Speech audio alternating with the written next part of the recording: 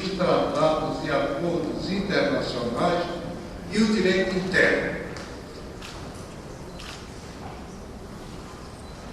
Tratados e acordos postos nos atos internacionais, tratados e acordos e o direito interno. Isso é falar em direito interno, é uma metáfora espacial, como se ocupasse o direito, uma topografia, uma das normas são entidades ideais e abstratas, sobretudo sob a perspectiva de análise.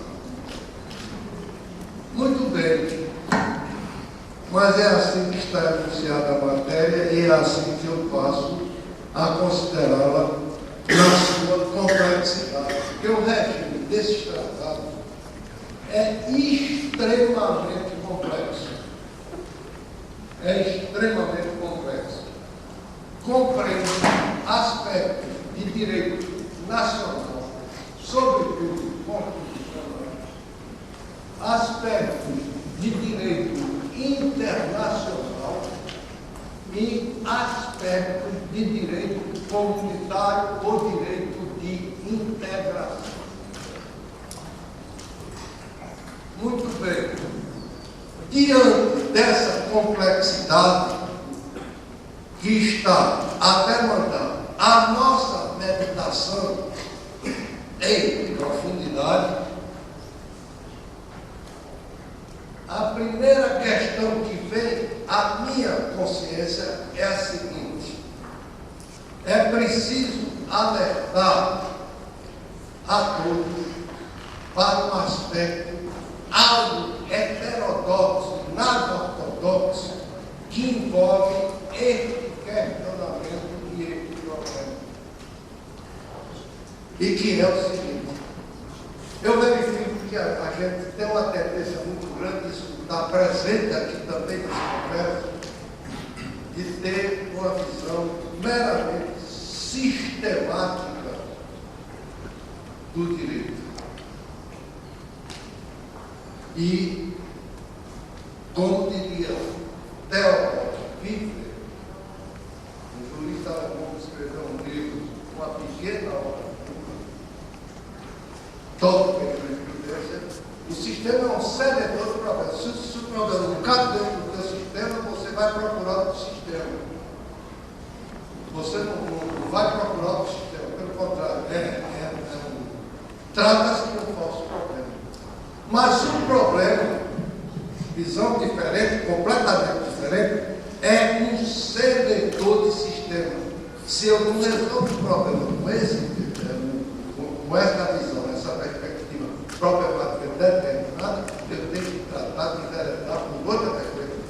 É exatamente o meu propósito nessa oportunidade, um exercício de heterodoxia. Até porque eu estava há pouco conversando com a professora Júlia e dizendo uma coisa que me é muito cara.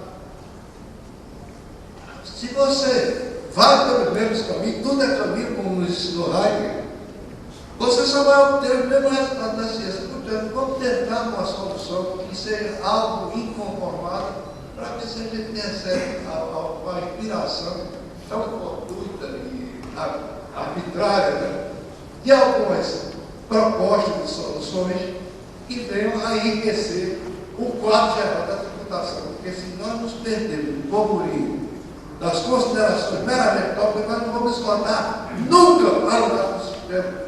A preocupação, por exemplo, com o ICMS. O ICMS é um vilão da Federação Brasileira, um tributo sobre a circulação que incide, quer dizer, na competência tributária estadual e incide como fenômeno econômico sobre o país como um todo e até transcendendo a figura, as fronteiras jurídicas nacionais, porque tem as operações de circulação internacional. Mas esse não é propriamente a questão da minha palestra, mas é uma consideração política. Muito bem. Se a ciência moderna, isso aqui é fundamental, porque nós esquecemos as grandes questões e nos perdemos no burburinho do palavreado em torno de aspectos de secundária importância. O que que é que importa decisivamente para a ciência moderna? É que a ciência moderna, ela primeiro está caracterizada por um monível de objeto. O objeto do direito tributário é o tributo. O objeto do direito administrativo é a relação de administração. O objeto do direito processual é a relação processual. Então, é um objeto determinado que informa a vida da ciência por esses aspectos. Um outro aspecto de capital importância é porque é um esquecido estado de ocultação teórica. É o seguinte, é que, na realidade, a complexidade do problema, por si só, nos instiga a definir qual é o método adequado para enfrentá-lo.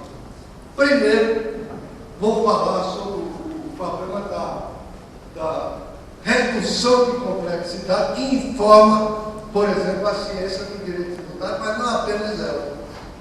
É melhor dar um exemplo, porque aí vocês compreendem muito bem o que é que eu estou querendo pretender com essa redução de complexidade que acaba por entravar o desenvolvimento da ciência como um todo.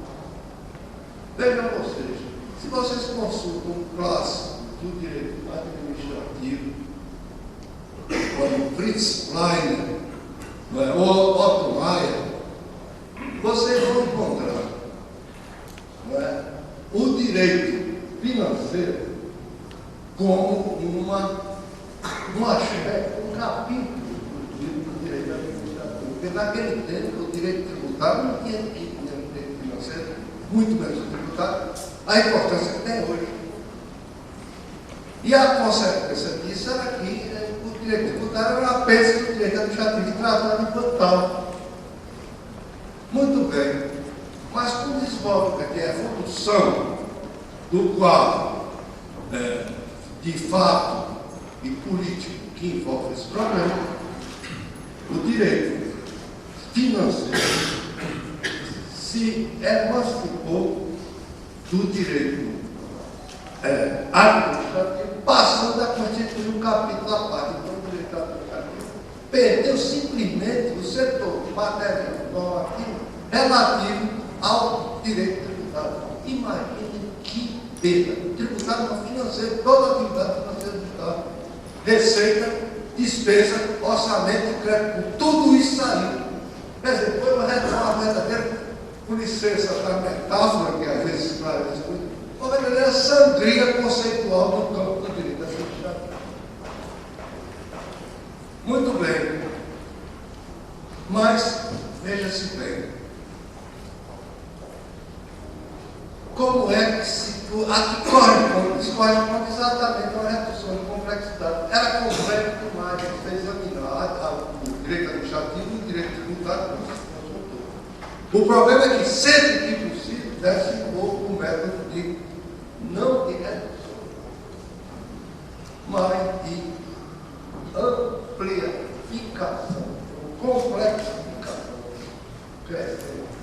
Ou seja, sempre que possível, você enfrenta a situação problemática em toda a sua complexidade, sem excluir nada, porque conceituar, como dizia um grande pensador que foi Vilhelm, você conceituar é subtrai. Você subtrai a complexidade e fica só com aquele que foi conceituado. Muito bem. Então, o que nós temos que fazer é utilizar esse método de ampliação de perspectiva.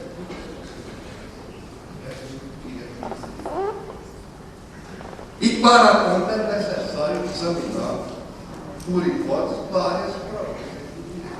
Esse é um aspecto.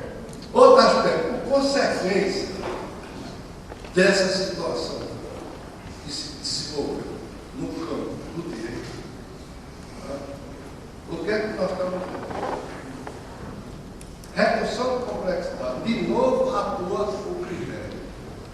O direito financeiro envolvido, esses campos aqui, em receita, despesa, orçamento e crédito, passou a ser não apenas relativo quer dizer, não ficar com todo esse campo reservado para essa prova, mas ele perdeu a eleição de deputado, uma subespécie da receita pública. Esse campo foi excluído por uma deputado brasileiro do Estado. Sabe o que é que nós estamos fazendo? É que nós estamos nos tornando cada vez mais sabedores, cada vez menos coisas, com a aplicação desse método. E a gente quanto mais abstrato é o problema, o fenômeno que nos rege, mais a sua força manipulativa possível, menos a gente tem consciência disso. É pena.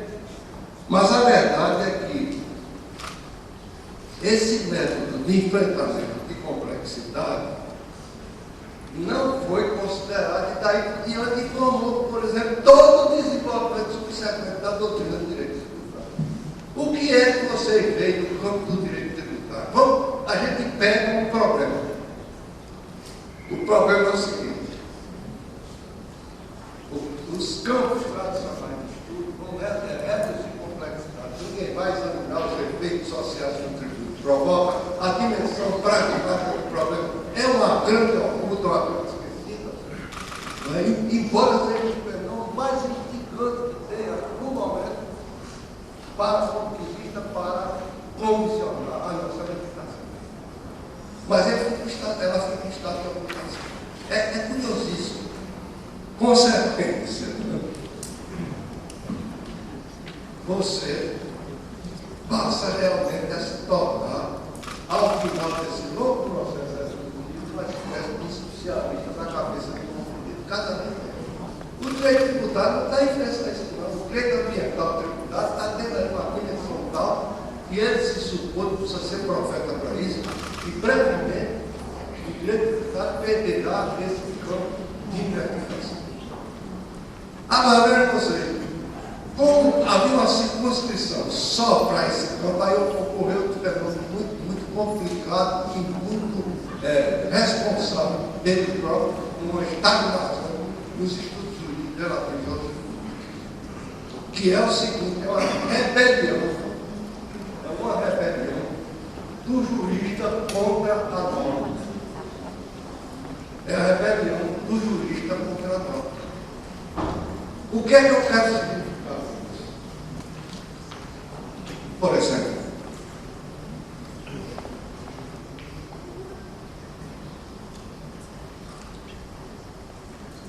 o tributo é uma categoria de direito positivo, não é conceito do órgão jurídico, não é conceito de teoria geral. O tributo é o artigo 3º do Código Tributário Nacional, que é.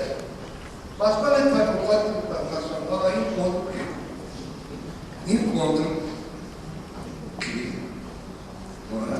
a obrigação tributária é uma prestação pecuniária compulsória, exprimível em moeda ou algo que possa ser pago. Essa é a obrigação principal do Código Tributário Nacional. Vejam bem, quando se vai para a obrigação acessória, aí é uma espécie de guerra fiscal no campo do direito tributário. Embora o Código Tributário Nacional seja expresso no artigo 142, embora a categoria seja de direito positivo, se o direito positivo contraria a minha teoria, pior que o direito positivo. É como se o direito positivo não existisse. O Código Tributário Nacional diz expressamente que a obrigação acessória é relação obrigacional. Como é que eu posso discutir contra isso? A título de quê? Agora vem a doutrina sobre a capa de quintessência da modernidade teórica e importa essas categorias de direito administrativo muito mal digeridas. Por exemplo, lançamento, feito um maniqueísmo que está lá do lado das posições. Toda a doutrina tributária é uma monotonagem. Ou afirma que o lançamento, que é matéria de direito administrativo, e ela reconhece, não é que eu aqui, é um procedimento, ou excludente é um fato. Muito bem. Como quem afirma que é fato não aceita, é uma alternativa de excludência, não aceita que é um procedimento, Código Tributário Nacional vai ser sempre contraditório com a rebelião da doutrina contra o Código. Porque no artigo 142 ele diz que o lançamento é um procedimento do CGM. E no 150 ele diz que é um ato. Quem sou eu para dizer que o Código Tributário Nacional não disse nada? Não entra na minha cabeça, com os partes de recursos intelectuais que eu disponho, mas com a sinceridade congênita que eu tenho, não entra na minha cabeça que eu possa contraditar uma conclusão dessa aqui. No Código Tributário Nacional, o regime é procedimental e, vamos dizer, atual ao mesmo tempo. Eu não aceito esse manuscrito de forma alguma. Podemos. Mas vamos, então, em função disso, tentar exercer uma experiência, um experimento mental. O experimento mental é tão rico que eu vou ter a teoria da relatividade. Um experimento mental de como a gente pode aplicar esse método de ampliação de complexidade ao campo, aí em meio do objeto da discussão, tratados e ideias. A primeira perspectiva a ser considerada será a do problema da definição da Federação Brasileira, tal como está exposta ela na Constituição Federal, artigo 1º, que está inserido na região, que não é invenção doutrinária minha, é texto do direito constitucional, nos princípios fundamentais da Constituição. No artigo 1º, está dito pela Constituição Federal que a Federação é categoria de direito positivo, que a Federação do Brasil envolve União, Estado, Distrito Federal e município. Mas como modelo de federação teórica tradicional, para países que não têm a dimensão territorial do Brasil e a diversidade regional que caracteriza o território nacional, então isso contraria a minha teoria pior da Constituição Federal, que é como se ela fosse. Eu nunca encontrei um argumento razoável dizendo, não é por isso ou por aquilo. Simplesmente é porque o meu modelo teórico, e aí você imuniza a teoria crítica, que é uma coisa que eu adoro, imunizou a crítica e deixou de ser científico. É muito fácil imunizar a crítica, basta você criar uma argumentação qualquer, né? E com isso você consegue escapar de qualquer experiência de falsificação. A falsidade, professora Juliana, é uma categoria fundamental do conhecimento. Se uma proposição não é falseável, uma proposição teórica qualquer, ela não é ipso facto uma proposição científica. Quando se diz, porque a obrigação acessória é a obrigação do sentido impróprio, com isso você invalidou qualquer crítica possível da sua argumentação. É a obrigação do sentido impróprio. É como aquela coisa de conceitos políticos, que são sujeitos. Alguém é capaz de definir aí, quer ser um conceito sujeito, ser criado uma delimitação na própria situação.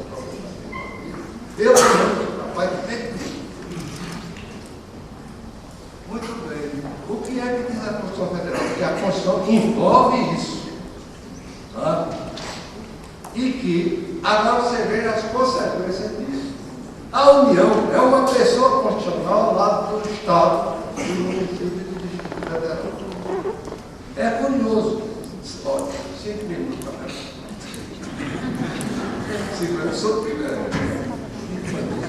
Eu vou pedir mais um pouquinho para não ficar com a discussão capenga, vai me frustrar e vai ficar mais aí para o auditório. Não só porque tem um discurso de concentração de raciocínio desnecessário, mas também porque fica aqui no seu prejuízo. Mas vou tentar ser o mais rápido possível. Quando se vai para o artigo 151 da Constituição Federal, ele fala o seguinte, é que é vedado à União estabelecer isenções de impostos estaduais, federais e municipais. União Pessoa Constitucional, intraestatal, Aí isso proíbe a união, não tem limite de raciocínio. Proíbe a união de conceder isenção de impostos estaduais, municipais e distritais pela via dos tratados internacionais. Desatento que o presidente da República, quando vai a um tratado internacional, ele tem uma situação bifronte no regime jurídico governamental que o resto. Primeiro, ele pode ir lá celebrar um tratado, olha, para dispor sobre resolver problemas de financiamento da construção de uma estrada federal. Aí ele vai para o órgão do Poder Executivo Federal. Aí a posição dele é de exatamente chefe do Poder Executivo. Mas quando ele vai para um tratado internacional, é a Constituição Federal que diz: o tratado é celebrado não pela União, mas pela República Federativa do Brasil. E República Federativa do Brasil é o artigo 1º da Constituição diz que é. Eu só posso contrariar isso mostrando que o artigo 1º mencionado é uma inutilidade balufa. Mas é isso que está sendo ensinado aqui. Um outro aspecto, veja bem, o problema é complexo. Eu estou enfrentando a complexidade, não estou fugindo dela, porque dizer, por isso, eu vou ficar no campo do direito nacional, como todo mundo faz, e estou satisfeito com o resultado. Não estou, não. Eu quero administrar muito mais imprudência teórica, porque a ousadia teórica é uma virtude metodológica. No direito internacional, isso é saboroso. Eu posso deixar de falar nisso aqui? Quer dizer, é colocar a ortodoxia acima da verdade. No direito internacional, tradicionalmente, veja como a estagnação teórica se instala. Se ensina que vigora como princípio fundamental, como a regra fundamental do direito nacional. A regra parte da subseção. Isso é equívoco generalizado, porque vem daquela coisa memorial, né? O direito costumeiro é um direito internacional, quando surge a regra, quando os Estados adquirem a convicção de sua obrigatoriedade. É muito melhor você não aprender essas coisas, porque você está no meio do caminho, ele já está na estaca zero. Você está no meio do caminho, não é para aí que você vai chegar em tal lugar, não. Então, pode na estaca zero. Eu prefiro começar na estaca zero.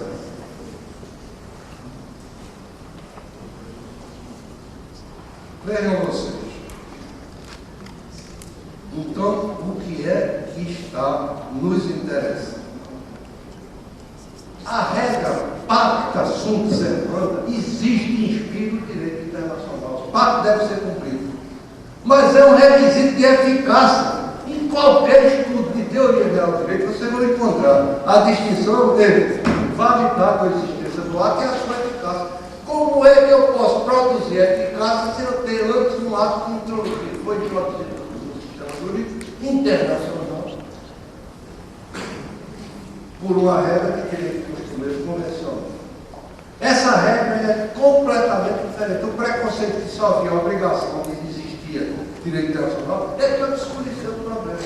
Essa regra, a mais originária do direito internacional público, não pode haver coisa mais importante. É a seguinte: os Estados estão convencionalmente autorizados a celebrar tratados internacionais. Os Estados celebram. É essa. Para só então produzir um tratado eficaz de incorporação à ordem nacional, somente poderem ser rescindidos pela denúncia, um modo completamente diferente do direito interno. Não precisa nada disso. Passa batido, como se diz, no banco popular. Muito bem.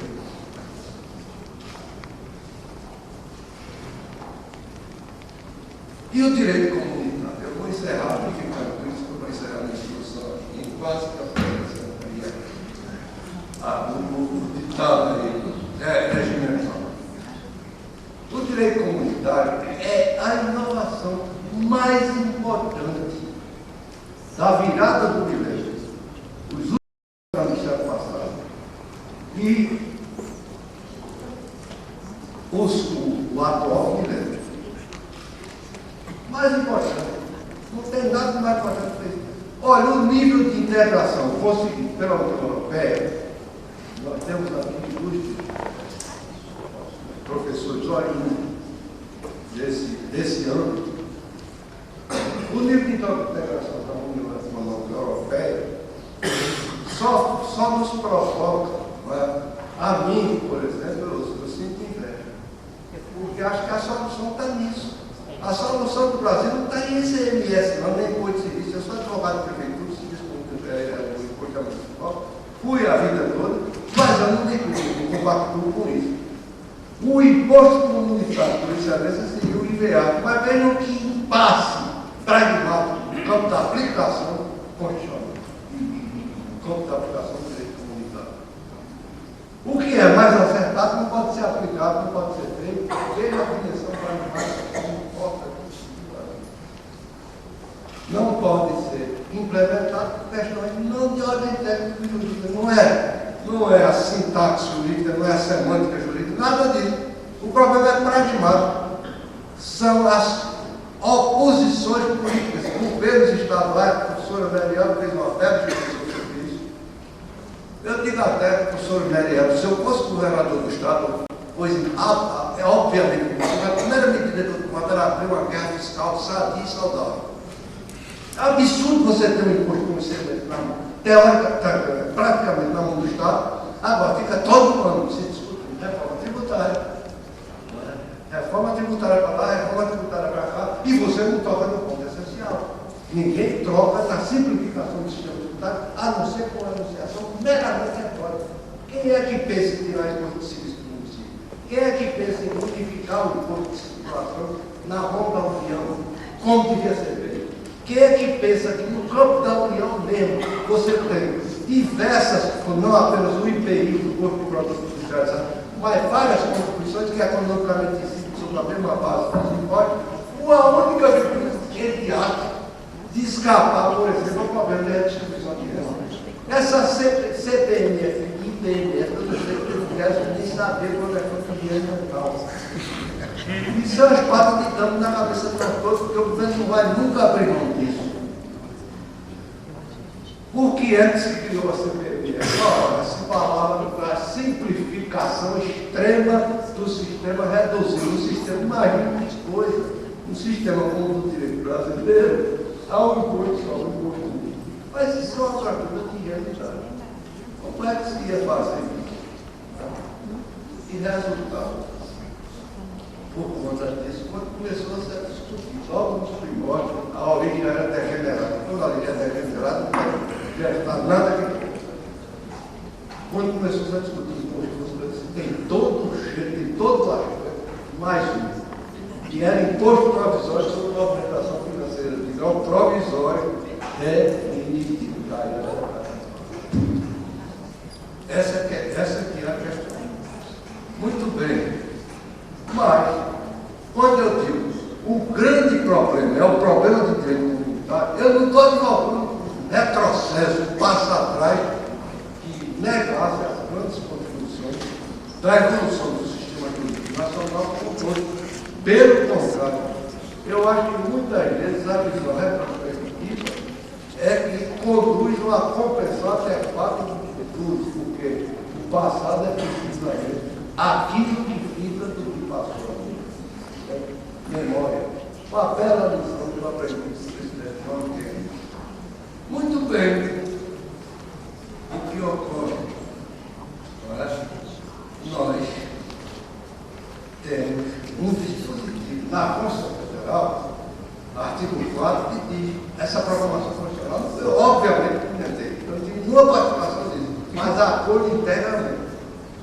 Ela diz o seguinte, o preceito: a República Federativa do Brasil buscará todos os meios a integração do país, política, econômica, social e cultural, numa comunidade latino-americana das nações. Mas é muito fácil você a favor de generalidade, dizer, não, isso é uma norma sabia, está muito boa, mas você não se compromete com a aplicação dela. O nosso Mercosul realmente não tem um nível de desenvolvimento que nos permita uma avaliação otimista.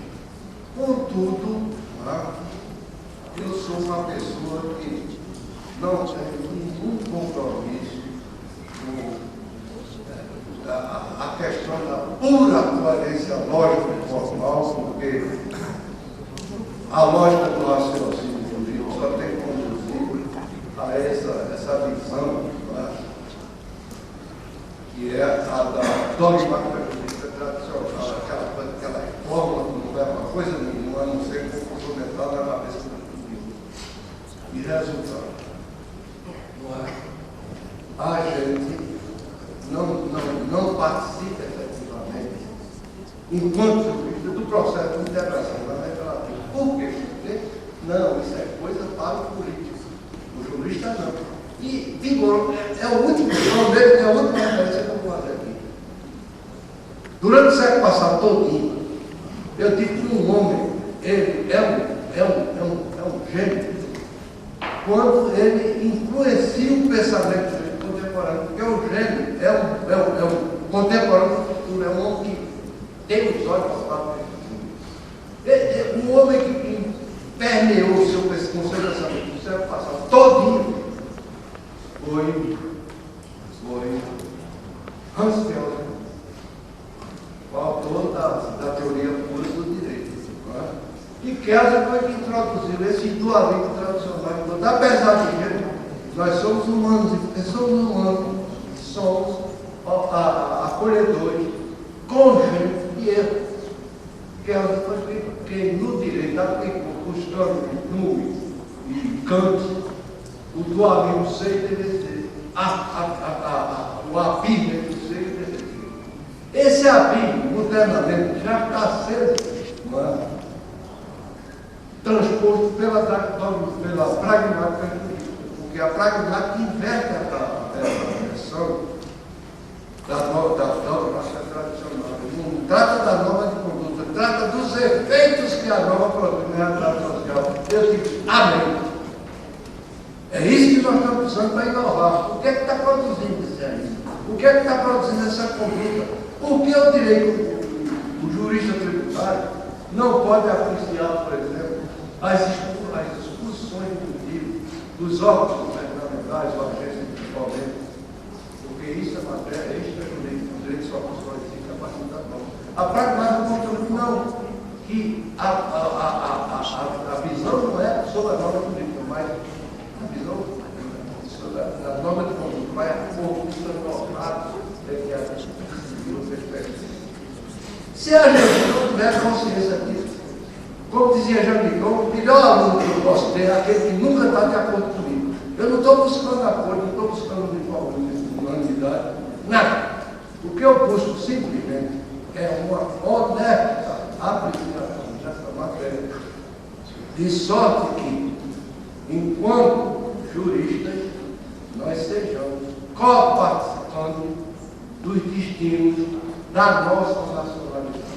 E que destino mais relevante pelas instituições políticas do país. Dever interno de todos nós, e dos quais, quando nós nos dividimos, deixamos de ser cientistas, pura e simplesmente, sem saber, e já perdemos esta característica. Muito obrigado pela atenção.